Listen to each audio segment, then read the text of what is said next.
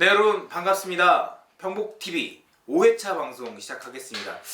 요거는 저희가 인천 평화복지연대 아닙니까? 그래서 평화의 주제를 좀 다뤄볼 건데요. 판문점 선언 이후 4년이 지났습니다. 그 이후 한반도 그리고 서해평화는 어떻게 될지라고 하는 주제에 대해서 이야기를 해볼 텐데요.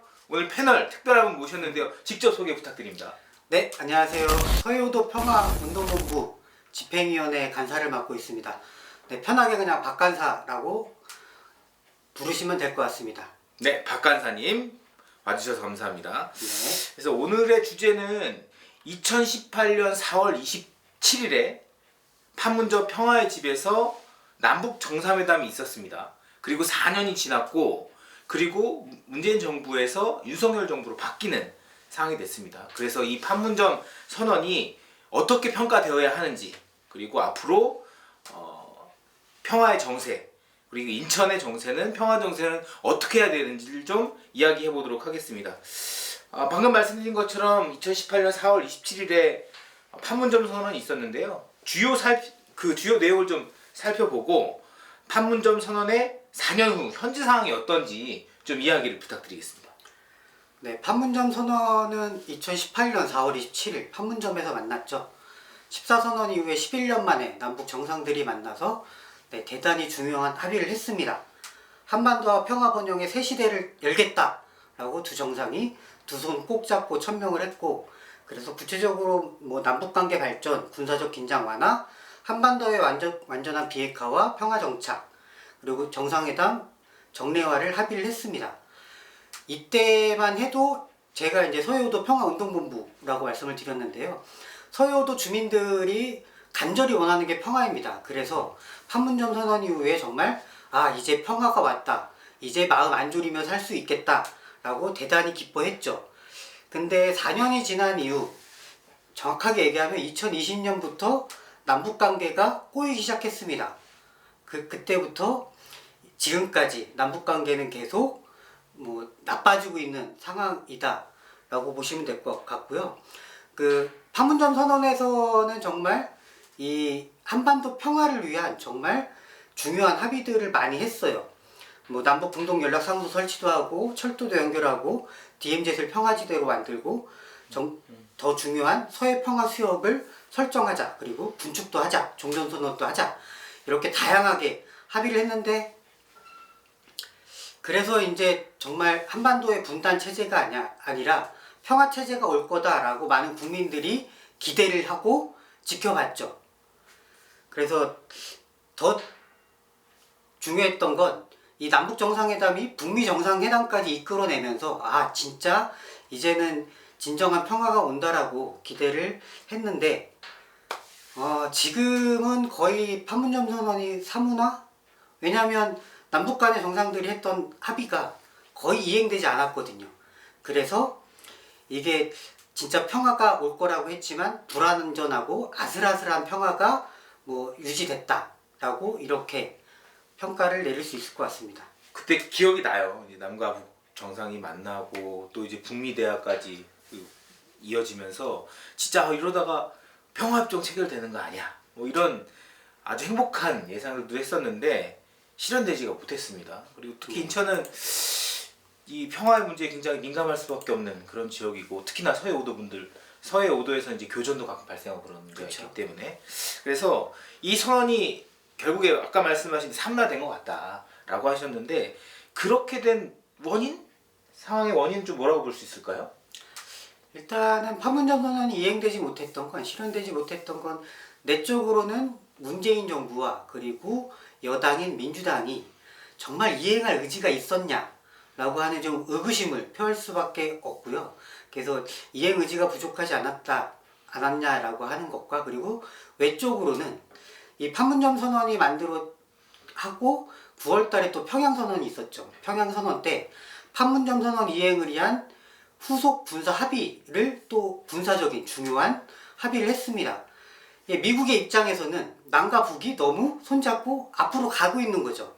그래서 미국이 사사건건 간섭과 방해를 하기 시작했어요. 그것이 한미 워킹그룹으로 표현이 됐죠. 그래서 군사합의 이후에 11월에 한미 워킹그룹이 만들어졌는데 한미 워킹그룹에서 대북 제재 때문에 안 되고 뭐 때문에 안 되고 계속 사사건건 간섭을 하기 시작했어요.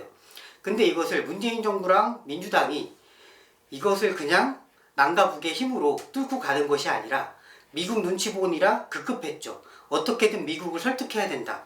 그것이 한반도 평화에 더 좋을 거다.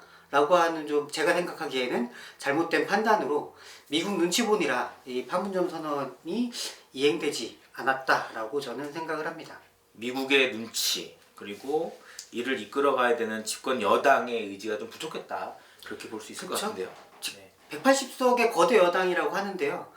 판문점 선언 국회 비준을 하겠다라고 선언 끝나고 계속 매년 이야기를 하는데 되지 않았죠? 안 됐죠. 이 거대 여당이 국민의힘 눈치를 보면서 이거를 비준도 통과시키지 못했다라고 하는 건 저는 정말 이행 의지가 없다라고 판단할 수밖에 없습니다. 용두사미가 됐다. 그렇게 그쵸. 표현할 수 있을 것 같고요. 그리고 요즘에 시민분들이 계속 좀 우려하는 부분들이 뭐냐면 이제 대선에서 선제 타격 얘기가 나왔습니다. 그래서 이러다가 혹시라도 전쟁이 나거나 어떤 평화가 위협받는 상황이 되는 거 아니냐라고 이제 많이들 고민들을 하시는데 그 현재 그러면 남북의 상황은 윤석열 정부로 넘어오고 있는 지금 상황은 어떤지 좀 이야기 부탁드릴게요. 윤석열 후보가 이런 발언을 기자회견 때 선제 타격, 북한을 선제 타격할 수 있다라고 하는 발언을 했을 때 저는 깜짝 놀랐습니다. 아니 어떠한 대통령 후보와 정치인도 선제 타격을 하겠다라고 제 기억에는 이런 발언을 한 대통령 후보와 정치인이 없는 걸로 알고 있거든요. 그래서 윤석열 후보가 북을 바라보고 있는 관점이 명확하다. 대화보다는 대결, 그러니까 극복해야 되는 대상으로 생각하고 있다라고 이야기를 하고 있고요. 얼마 전에 윤석열 당선인이 워싱턴 포스트지랑 인터뷰를 했을 때 우리의 주적은 북한이다 라고 명확하게 천명을 했습니다. 어이구. 근데 북이 선거 끝나고 올해 초부터 정말 다양한 10여 차례가 넘는 다양한 미사일 실험을 했고 3월 말에는 화성 17형이라고 하는 대륙간 탄도미사일을 발사했죠. 실험 발사했는데 판문점 선언 이후에는 북이 안 하겠다. 핵실험과 대륙간 탄도미사일 실험을 안 하겠다라고 약속을 했고 거의 지켜졌습니다.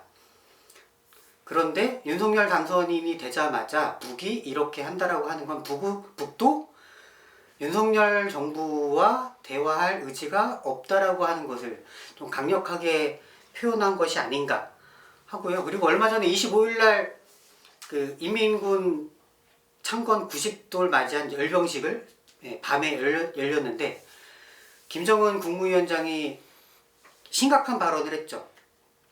핵무력을 최고속도로 강화 발전시키고 핵을 언제든지 선제 사용할 수 있다라고 가능성을 시사를 했습니다. 이거는 북과 남에게 동시에 보내는 북은 강대강 선대선이라고 하는 대외 정책을 표방을 하고 있거든요. 북이 남이 강으로 가면 우리도 강으로 가고 미국이 강으로 하면 우리도 강으로 하겠다라고 하는 것을 이렇게 표현을 좀 하고 있는 거고요. 그래서 정말 심각하게도 윤석열 정부가 들어서면 남과 북은 정말 살얼음판을 걷는 그러한 불안한 남북관계가 계속될 거다라고 저는 그렇게 예측을 좀 하고 있습니다. 네, 참 우려가 되는 상황이에요.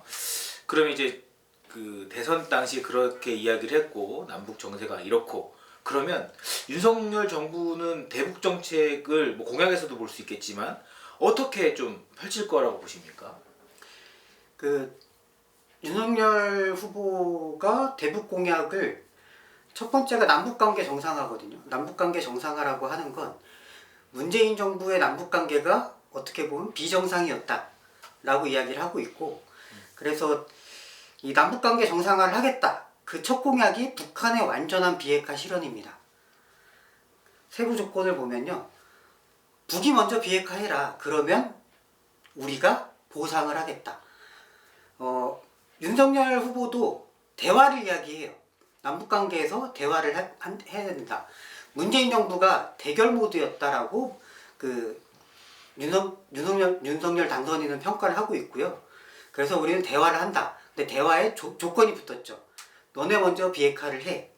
라고 하는 것을 하고 있고요. 또 하나는 북한 인권재단을 조속하게 만들겠다라고 하고 있거든요. 북의 인권에 대해서 이야기하는 것을 굉장히 싫어합니다. 왜냐하면 인권이라고 하는 개념이 조금 좀 다르게 생각하는 것도 있어서 이 바이든 정부가 북한 인권에 대해서 이야기를 하고 있는데 거기에 북은 강력하게 경고를 하고 있는데 윤석열 정부도 북한 인권재단을 만들어서 북한 인권에 대한 부분을 걸고 넘어지겠다. 그런데 대화를 하자고 해놓고 싫어하는 것들만 쭉 하면서 대화하자고 하면 누가 대화를 하겠습니까? 결론은 대화를 표명하고 있지만 대화를 할 생각이 없는 거 아닌가라고 하는 것이고요. 뭐 아까 얘기한 것처럼 북이 주적이다라고 당당하게 이야기하는데 대화의 상대라고 보지 않는 거죠. 그리고 대통령 인수위가요 26일 날 한미 동맹을 강화하고 북한 핵 미사일 위협에 대응할 한국형 삼축체계 능력을 조속히 완성해서 남과 북의 군사적 초격차 기술과 무기체계 개발을 병행하겠다. 이렇게 하고 있거든요. 대통령 인수위부터 북한에 대응하기 위해서 군사 첨단 무기화 하겠다. 그것을 통해서 북한을 강력하게 압박하겠다. 그리고 한미일 군사 동맹을 더욱더 강화하겠다. 남북 대화보다는 이렇게 표명을 하고 있습니다. 계속 걱정만 쌓여가는 그런 느낌입니다. 그래서 윤석열 정부의 이런 대북 정책 그리고 앞으로 예측되는 한반도의 상황을 봤을 때 인천이 민감할 수밖에 없잖아요. 그럼 인천은 어떤 이 위협적인 상황에 놓이게 될 건지 한번 이야기를 해주시면 좋을 것 같아요. 제가 아까 서해오도 평화운동본부라고 이야기했는데요. 서해오도 평화운동본부는 서해오도 주민들과 그리고 인천 지역의 시민단체들이 모여서 서해 평화를 만들어야 된다라고 하는 것을 표명을 하고 그렇게 활동을 하고 있습니다.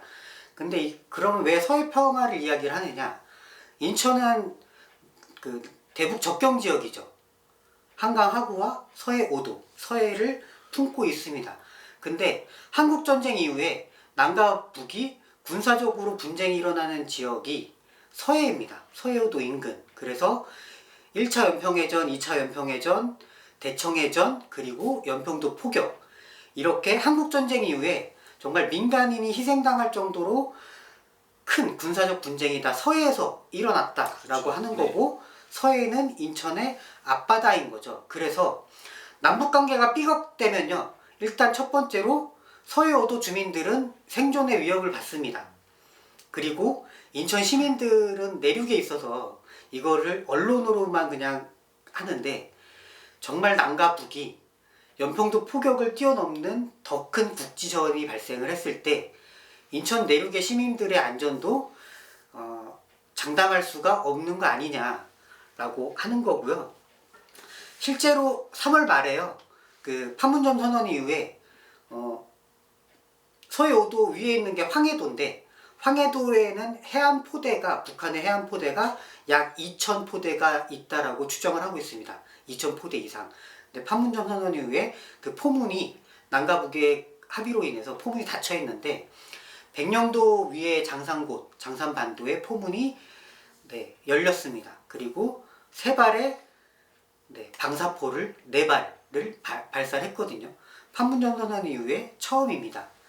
이것이 의미하는 건 뭐냐면 북도 남과의 대화보다는 대결 모드로 지금 돌아서고 있다라고 하는 것이고 이 대결 모드에서 군사적 긴장이 가장 첨예한 곳은 서해다라고 하는 거죠. 왜냐하면 육지의 DMZ는요. 그 DMZ에 북으로 2km, 남으로 2km 비무장지대가 있기 때문에 이 민간인까지 그렇게 크게 위협을 느끼지 못하는데 서해는 바로 바다가 있지만 군사적으로 첨예하게 대립을 하고 있어서 남과 북의 관계가 심각하게 악화된다라고 하면 서해 5도 뿐만 아니라 인천의 안전도 위험해질 수 있다라고 생각합니다. 남북 관계가 악화되면은 실제로 우리 인천 시민들이 이제 불안하게 되는 그런 상황인데, 뭐 남북이 대결에 이런 정세가 있음에도 어떤 시민들의 평화에 대한 노력을 해야 될 것 같다는 생각이 드는데, 그럼 시민분들은 어떤 실천을 좀 할 수 있을까요? 평화에 대해서 계속 관심을 갖는 게 가장 중요하죠. 네. 가장 나쁜 게 무관심이라고 이야기를 하잖아요. 최근에 러시아랑 우크라이나 전쟁을 보면서 제가 절실하게 느끼는 말이 있는데요. 좋은 전쟁은 없고 나쁜 평화란 없다. 네. 전쟁은 평화를 보장할 수 없다. 라고 하는 것. 이 최근에 그 사태, 러시아 우크라이나 사태를 보면 정말 참혹하잖아요, 전쟁은. 이 전쟁은 절대 일어나면 안 된다. 라고 하는 것이고, 이게 한반도의 화약고가 서해라고 이야기를 합니다. 실제로. 왜냐하면 아까 얘기한 것처럼 서해에서 굵직굵직한 남북 간의 군사분쟁이 일어나고 연평도 포격이 확대되면 그게 바로 전쟁으로 일어나는 거기 때문에, 그래서 특히 인천 시민들은 평화에 대해서 지속적으로 관심을 가져야 되고요. 이 평화를 해치는 것에 대해서는 모든 것에 대해서 반대를 해야 합니다. 평화를 지키기 위한 노력이 필요하다라고 하는 것, 그것은 관심에서부터 시작한다라고 볼 수 있고요. 그리고 조금만 관심을 가지면요, 인천 지역에서는 6.15 공동선언을 기념하는 행사, 14 공동선언을 기념하는 행사, 그리고 서해오도 평화기행, 그리고 청년 평화기행, 평화교육 다양하게 열리고 있고요. 인천시 평화도시 조성사업에 지원을 받아서 다양한 시민사회단체들이 다양하게 평화 관련 행사들을 하고 있습니다. 그래서 홈페이지나 조금만 관심을 가지면 이러한 그 행사들에 대한 정보를 쉽게 알 수 있거든요. 그래서 시민분들이 평화에 대한 관심을 가지고 실천할 수 있는 것, 알아야 보인다고 하잖아요. 이 평화를 지키려면 평화에 대해서 알고, 그리고 평화를 해치는 것이 어떤 것인지 경각심을 가질 수 있기 때문에, 그래서 지역에서 일어나고 있는 활동들에 대해서 관심을 가지고 함께 해 주십사라고 요청을 좀 드리고 싶습니다. 네, 좋은 전쟁은 없고 나쁜 평화는 없다라는 말이 좀 기억에 남는 것 같습니다. 인천에서 정말 평화가 중요한 이슈인 만큼 우리 인천 시민분들이 많은 관심을 가져주시면 좋겠습니다. 오늘 내용은 여기까지 하고요. 유익하셨다면 구독과 좋아요 부탁드리겠습니다. 감사합니다. 마치겠습니다.